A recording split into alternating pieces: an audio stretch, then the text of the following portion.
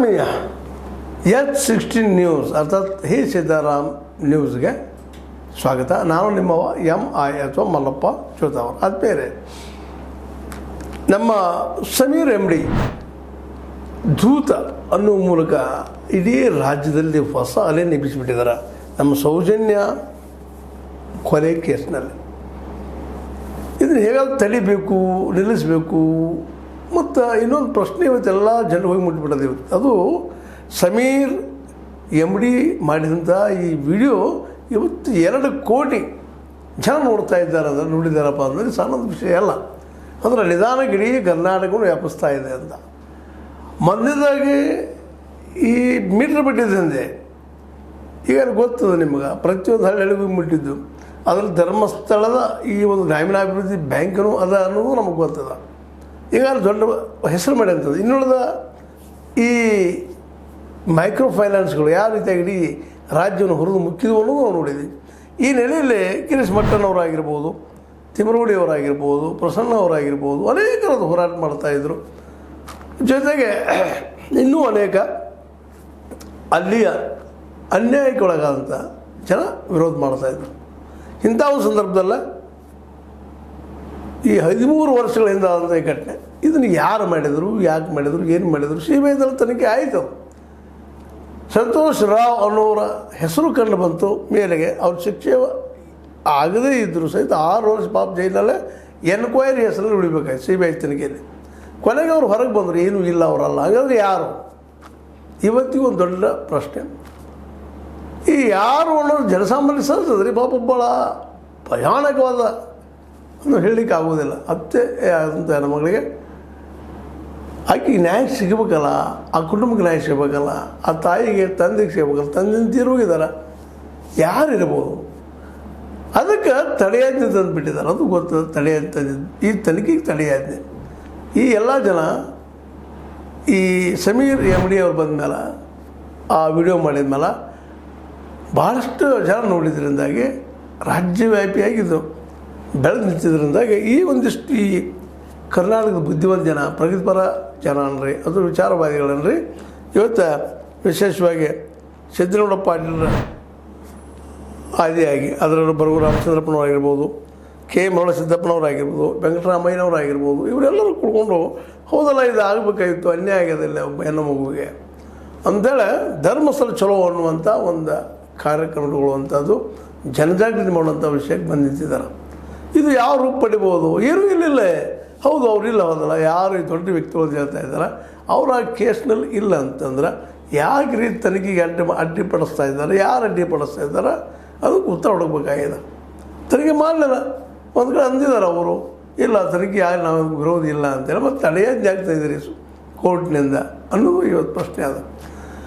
ಯಾಕಂದರೆ ಆ ಕಾರಣಕ್ಕಾಗಿ ಈ ಸತ್ಯ ಏನೋ ಹೊರಬರ್ಬೇಕಾಗಿದೆ, ಬರ್ತಾಯಿಲ್ಲ. ಯಾವಾಗ ಬರ್ತದ? ಕಾನ್ಫಿಡೆನ್ಸ್ ಇಲ್ಲ.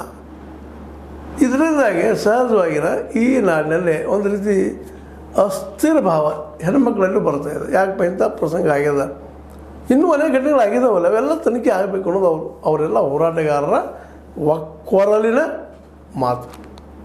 ಈ ಮಾತಿನಲ್ಲಿ ಸತ್ಯನೂ ಅದ. ಇದನ್ನು ಸ್ವತಃ ಸಿದ್ದರಾಮಯ್ಯನವರಾದರೂ ಇದನ್ನು ಸೀರಿಯಸ್ ಆಗಿ ತೆಗೆದುಕೊಳ್ಬೇಕಂತ ವಿಷಯ ಆಗಿದೆ. ಯಾಕಂದರೆ ಇವತ್ತು ಸಮೀರ್ MD ಅವರ ವಿಡಿಯೋವನ್ನು ಕಿತ್ತು ಹಾಕಿದರು, ತೆಗೆದು ಹಾಕಿದರು, ಮತ್ತೇನೋ ಮಾಡಿದರು, ಹೊರಗೆ ತಂದರು, ಹಾಕಿದರು, ಎಲ್ಲರೂ ನಾವು ನೋಡ್ತಾ ಇದ್ದೇವೆ ಇವತ್ತು. ಯಾಕಂದರೆ ಅದು ಬರಬಾರದಪ್ಪ ಅಂತ ಪ್ರಯತ್ನ ಮಾಡಿದ್ರು. ಅದು ಈಗ 2 ಕೋಟಿ ಜನರು ಮನೆಗಳಿಗೆ ಹೋಗಿ ಮುಟ್ಟಿಬಿಟ್ಟದೆ. ಇವತ್ತು ಕನ್ನಡದಲ್ಲಿ ಒಂದು ದೊಡ್ಡ ಅದ್ಭುತವಾದ ಸಾಧನೆ. ಯಾಕಾಯಿತು ಅಂದರೆ ಸತ್ಯದ ಅದರಲ್ಲೇ ತನಿಖೆ ಯಾಕೆ ಆಗ್ತಾಯಿಲ್ಲ. ಇಷ್ಟೆಲ್ಲ ಘಟನೆ ನಡೆದ ಯಾರಂತೂ ಗೊತ್ತಿಲ್ಲ.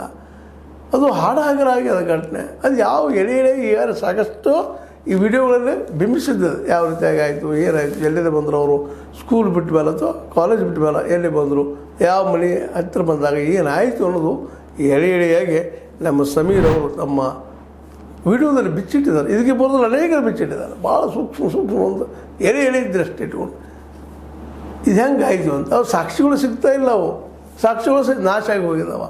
ಆ ಹೆಣ್ಣುಮಗಳ ಮೇಲೆ ಆದಂಥ ಒಂದು ಘಟನೆ ಒಳಗೆ ಅಥವಾ ಒಂದು ದಾಳಿ, ಆ ಹೆಣ್ಮಗಳ ಕೊಲೆ ಅಷ್ಟೇ ಅಲ್ಲ, ಏನು ಆಗಬಾರ್ದೆಲ್ಲ ಆಗಿದ್ದನ್ನು ಸಾಕಷ್ಟು ವಿಡಿಯೋಗಳು ಬಿಂಬಿಸ್ತಾ ಇದ್ದಾವೆ. ಜಸ್ಟ್ ನೀವು ಸೌಜನ್ಯ ಅಂತ ಹೊಡೆದ್ರೆ ಸಾಕು. ಕೋಟ್ಲ ರಾಂಪೇಜ್ ಅನ್ನೋರಂತೆ ಅದನ್ನು ಪೂರ್ತಿಯಾಗಿ ದೊಡ್ಡ ಸಾಹಸ ಮಾಡಿ ಅವರು ಅದನ್ನು ಇವತ್ತು ಈ ಕೇಸ್ ಹೊರಗೆ ಹೊರಗೆ ಮಾಡಿದರು, ಇಡೀ ಕರ್ನಾಟಕ ವ್ಯಾಪಿಸುವಂಗೆ ಮಾಡಿದರು. ಇದ್ರ ಜೊತೆಗೆ ಗಿರೀಶ್ ಮಟ್ಟಣ್ಣವರು ಇವರು ಸಹ ಸಾಧನೆ ಸಾಲದಲ್ಲ. ಒಬ್ಬ ತಾವಾಗೇ ರಾಜೀನಾಮೆ ಕೊಟ್ಟಂಥ ಪೊಲೀಸ್ ಅಧಿಕಾರಿಯವರು, PS ಆಗಿದ್ದಂಥವ್ರು ಇವತ್ತು ಸತ್ಯದ ಪರವಾಗಿ ನಿಂತ್ಕೊಂಡು ಇವತ್ತು ಅವರು ಹೋರಾಟ ಮುಂದುವರಿಸಿದಾರೆ. ಇವತ್ತು ಸಮೀರ್ MD ಅನ್ನುವಂಥವ್ರ ಕಾರ್ಯಕ್ಕೆ ಅವ್ರು ಬೆಂಬಲ ಆಗ್ತಾಯಿದ್ದಾರೆ. ಸತ್ಯದೀಪ ಇದು ಅಂತೇಳಿ ಇದು ಬರಬೇಕಾಗಿತ್ತು, ಭಾಳ ಅದ್ಭುತವಾಗಿ ಬಂತು, ಇದು ಆಗಲೇಬೇಕಾಗಿತ್ತು, ತನಿಖೆ ಆಗಬೇಕು ಅಂತೇಳಿ. ಯಾಕಂದ್ರೆ ಭಾಳಷ್ಟು ಇಲ್ಲಿ ಹಿಂದೂ ಮುಸ್ಲಿಂ ಮಾಡಲಿಕ್ಕೆ ಪ್ರಯತ್ನ ಮಾಡ್ತಾಯಿದ್ದಾರೆ. ಈಗ ನಡೆಯೋದು ಅದು ಅಲ್ಲೇ ಸಮೀರ್ ಇದ್ದಂಥ ಮುಸ್ಲಿಮ, ಅವರು ಇದನ್ನು ಅನಗತ್ಯ ಹಿಂದೂ ಮುಸ್ಲಿಂ ಮಾಡ್ತಾಯಿದ್ದಾರೆ, ಹೆಸರು ಕೆಡಿಸ್ತಾ ಇದ್ದಾರೆ, ಒಂದು ಧರ್ಮಸ್ಥಳದ್ದು ಅನ್ನುವಂಗೆ ವಾಸದ ಕೆಟ್ಟು ಮಾಡ್ತಾಯಿದ್ದಾರೆ. ಅದು ನಡೆದು ಈಗ ಸಣ್ಣ ಹಿಂದೂ ಮುಸ್ಲಿಂ ಮಾಡಿಬಿಡುವಂಥದ್ದು ಇದ್ಯಾವುದೂ ಆಗಬಾರ್ದು. ಸಮೀರ್ MD ಹೇಳಿದ್ರಲ್ಲೇ ಸತ್ಯದ. ಆದರೆ ಅವ್ರು ಯಾರು? ಅವರಿಲ್ಲಂದ್ರೆ ಯಾಕೆ ತನಿಖೆ ಅಡ್ಡಿ ಹಾಕಿ ಪಡಿಸ್ತಾ ಇದ್ದಾರೆ? ಯಾವ ವ್ಯಕ್ತಿ ತಡಿ ಮಾಡ್ತಾ ಇದ್ದಾರೆ ಆ ವ್ಯಕ್ತಿಗಳು ಇದಕ್ಕೆ ಅಡ್ಡಿ ಯಾಕೆ ಮಾಡ್ತಾ ಇದ್ದಾರೆ? ಇದಕ್ಕೆ ಅವ್ರು ಉತ್ತರ ಕೊಡಬೇಕಾಗಿದೆ. ಮತ್ತು ಕೋರ್ಟ್ ಆದರೂ ಇದನ್ನು ಪ್ರಶ್ನೆ ಮಾಡಬೇಕಲ್ಲ. ಅವ್ರಿಗೆ ಇದಾಗ್ತದೇನೋ, ಪೆಟ್ಟಾಗ್ತದೆ, ಮಾನಹಾನಿ ಆಗ್ತದೆ, ಮತ್ತೇನೋ ಆಗ್ತದೆ ಅಂತಂದ್ರೆ ಆ ಹೆಣ್ಮಗಳಿಗೆ ಆದಂಥ ಅನ್ಯಾಯಕ್ಕೆ ಯಾರು ಜವಾಬ್ದಾರಿ? ನ್ಯಾಯಾಂಗನ, ಶಾಸಕಾಂಗನ, ಕಾರ್ಯಾಂಗನ, ಯಾರು? ಯಾಕಂದ್ರೆ ಸಂವಿಧಾನ ನಮಗೆ ಹಕ್ಕು ಕೊಟ್ಟದ್ರಿ, ನಮ್ಮ ಸತ್ಯ ತಿಳ್ಕೊಳ್ಳೋಂಥದ್ದು.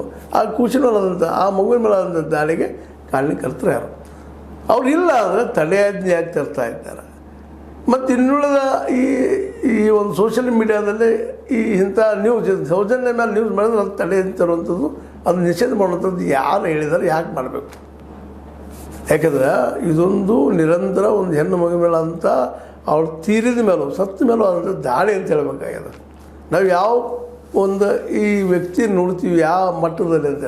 ಅದಕ್ಕಾಗಿ ಇವಾಗ ಸಿದ್ದರಾಮಯ್ಯನವರಾದರೂ ಸಹಿತ ಈ ವಿಷಯವನ್ನು ಸೀರಿಯಸ್ ಆಗಿ ತೆಗೆದುಕೊಂಡ ಇದನ್ನು ಯಾಕೆ ತನಿಖೆಗೆ ಆದೇಶ ಮಾಡಿಸ್ಬಾರ್ದು? ಇನ್ನೊಮ್ಮೆ CBIಗೆ ಪೂರ್ತಿ ತಲಸ್ಪರ್ಶಿಯಾಗಿ ಎಲ್ಲಿ ಹೋದೋ ಈಗಾಗಲೇ ತನಿಖೆ ಮಾಡಿದಂಥ ಅಧಿಕಾರಿಗಳಿದ್ದಾರೆ, ಅವ್ರನ್ನ ಕರೆಸಿ ನಿಮ್ಮ ತನಿಖೆ ಮಾಡಿಸೋದು, ಅವ್ರು ಬಾಯಿ ಬಿಡಿಸೋದು ಕೆಲಸ ಆಗಬೇಕಾಗಿದೆ. ಯಾಕಂದ್ರೆ ಅವರಿಂದ ದೊಡ್ಡವರು ಇದ್ದಾರೆ ಅನ್ನೋ ಕಾರಣಕ್ಕೆ ಅವ್ರು ಬಾಯಿ ಬಿಡ್ತಾ ಇಲ್ಲ. ಅವರು ತಪ್ಪದ ನಮ್ಮ ಗೊತ್ತದ ಅವ್ರಿಗೆ ಆದರೂ ಅದರ ಹಿಂದಿದ್ದಂಥ ಭಯ ಪಟ್ಕೊಂಡು ಉಳಿದಿದ್ದಾರೆ. ಯಾಕಂದ್ರೆ ಒಂದು ಹೈಕೋರ್ಟ್ನಿಂದ ತಡೆಯದೇ ತರ್ತಾರ ಸಾಮಾನ್ಯರಲ್ಲ ಅವರು. ಅದಕ್ಕಾಗಿ ಸರ್ಕಾರ ಇದರಲ್ಲೇ ಹಸ್ತಕ್ಷೇಪ ಮಾಡಬೇಕು.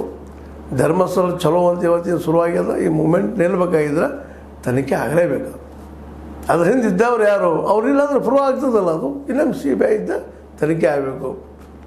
ತನಿಖೆ ಆದಾಗ ನಿಶ್ಚಿತವಾಗಿ ಯಾರು ಅದಾರ ಯಾರಿಲ್ಲ ಅನ್ನೋದು ಗೊತ್ತಾಗ್ತದೆ. ಪ್ರತಿಯೊಂದು ಉತ್ತರ ಹುಡುಕೋ ಸಾಧ್ಯ ಇದೆ. ಇವತ್ತಿನ ನಾಶ ಆಗಿದಾವೆ, ಆದರೆ ಕೆಲವೊಂದು ಘಟನೆಗಳಂತೂ ನಾಶ ಆಗಿಲ್ಲ ಅದಾವೆ. ಅವ್ರು ಇಟ್ಕೊಂಡು ಒಂದು ಅಜುಮ್ಷನ್ ಮಾಡಿಕೊಂಡು ಸತ್ಯ ಏನಿದೆ ಅದು ಹೊರಗೆ ಹಾಕ್ಬೋದು ಕೆಲಸವನ್ನು ನಮ್ಮ ಸರ್ಕಾರ ಮಾಡಿದರೆ ಭಾಳ ಉತ್ತಮ. ಆ ದಿಶೆಯಲ್ಲೇ ಸಮೀರ್ MD ಅವರ ಈ ವಿಡಿಯೋವನ್ನು ಹಿಂದೂ ಮುಸ್ಲಿಂ ಚಸ್ಮಾ ಹಾಕೊಂಡು ನೋಡೋದು ಬೇಕಾಗಿಲ್ಲ. ವಾಸ್ತವ ಸತ್ಯಗಳು ಇನ್ನೂ ಕೆಲವೊಂದು ವಿಷಯ ಅವರು ಹೇಳಿಲ್ಲ, ಹೆಸರು ಬದಲಾಯಿಸಿ ಹೇಳಿದ್ದಾರೆ. ಹೆಸರು ಬದಲಾಯಿಸಿ ಹೇಳಿದಾಗ ಇವ್ರಿಗೆ ಯಾಕೆ ಇತ್ತು ಅಂದರೆ ಕುಂಬಳಕಾಯಿ ಕಾರಣ ಅಂದರೆ ಹೆಗರಾಗಿ ಮಾಡ್ಕೋಬೇಕು ಅಂತ. ಅದಕ್ಕಾಗಿ ಸರ್ಕಾರ ಇಂಥದ್ದು ಇದನ್ನು ಭಾಳ ಸೀರಿಯಸ್ ಆಗಿ ಅಂದರೆ ಗಂಭೀರವಾಗಿ ತೆಗೆದುಕೊಂಡ ತನಿಖೆಗೆ ಆದೇಶ ಮಾಡಬೇಕು. CBI ತನಿಖೆ ಆಗಬೇಕು. ತನಿಖೆಯಾಗಿ ಸ್ಪಷ್ಟ ಏನು ಹೇಳೋದು ಹೊರಗೆ ಬರಬೇಕು, ಸತ್ಯ ಹೊರಗೆ ಬರಬೇಕು. ದೋಷಿ ಯಾರು ಇದ್ದರೂ ಶಿಕ್ಷೆ ಆಗಲೇಬೇಕು ಅನ್ನೋದು ಜನಸಾಮಾನ್ಯರು ಪ್ರತಿಯೊಬ್ಬರು ಕೇಳಿ ಶುರು ಮಾಡಿದರೆ ಇವತ್ತು ಎಲ್ಲ ಕಡೆ ಹೇಳ್ತಾ ಇದೆ. ಮೈಕ್ರೋ ಫೈನಾನ್ಸ್ ಹೆಂಗೆ ಕಾನೂನು ಆಯಿತು ಹಂಗೆ ಇದಕ್ಕೂ ಈ ಒಂದು ತಡೆ ತಂತ್ರಕ್ಕೆ ಇದಕ್ಕೂ ಒಂದು ಅಮೆಂಡ್ಮೆಂಟ್ ಮಾಡಿಕೊಂಡು ನಾವು ಮತ್ತೆ ಮಾಡಿ ಹೋರಾಟಗಳು ತೀವ್ರ ಆಗುವ ಎಲ್ಲ ಸಾಧ್ಯಗಳು ಕಾಣ್ತಾ ಇದ್ದಾವೆ. ಬರೀ ಗಿರೀಶ್ ಮಟ್ಟಣ್ಣವರು ಮತ್ತು ತಿಮ್ರೋಡಿಯಿಂದ ಸಾಕಷ್ಟು ಪ್ರಚಾರ ಆಗಿತ್ತು. ಈಗಂತೂ ಈ ಒಂದು ಸಮೀರ್ MD ಅವರ ವಿಡಿಯೋ ಬಂದ ಮೇಲಂತೂ ಇಡೀ ನಾಡಿನ ತುಂಬ ಹೋಗ್ಯದ. ಇದರಿಂದಾಗಿ ಎಲ್ಲರೂ ಆಶ್ಚರ್ಯ ವ್ಯಕ್ತಪಡಿಸುವಂಥ ಪ್ರಸಂಗ ನಿರ್ಮಾಣ ಆಗ್ಯದ. ಅದಕ್ಕೆ ಈ ಸಮೀರ್ MD ಏನು ವಿಡಿಯೋ ಮಾಡಿದಾರೆ ಅದು ಅದರ ನೆಲೆಯಲ್ಲೇ ಇನ್ನೊಮ್ಮೆ ತನಿಖೆ ಆಗಲಿ. ಆ ತನಿಖೆಗೆ ನಮ್ಮ ಸಿದ್ದರಾಮಯ್ಯರು ಆದೇಶ ಕೊಡಲಿ ಅಂತ ಹೇಳ್ತಾ ಈ ವಿಚಾರ ನಿಮಗೆ ಲೈಕ್ ಆಗಿರ್ಬೋದು ಅಂತ ತಿಳ್ಕೊಂಡಿದ್ದೀನಿ. ಲೈಕ್ ಮಾಡಿ, ಶೇರ್ ಮಾಡಿ, ಕಮೆಂಟ್ ಮಾಡಿ, ಜೊತೆಗೆ ಸಬ್ಸ್ಕ್ರೈಬ್ ಆಗೋದನ್ನು ನಿಲ್ಲಿಸ್ಲಿಕ್ಕೆ ಹೋಗ್ಬೇಡ್ರಿ. S16 ನ್ಯೂಸ್ ಅರ್ಥ ಹೇಗೆ ಸಿದ್ದರಾಮಯ್ಯ ಸತ್ಯದ ಕೈಗಾಡಿ.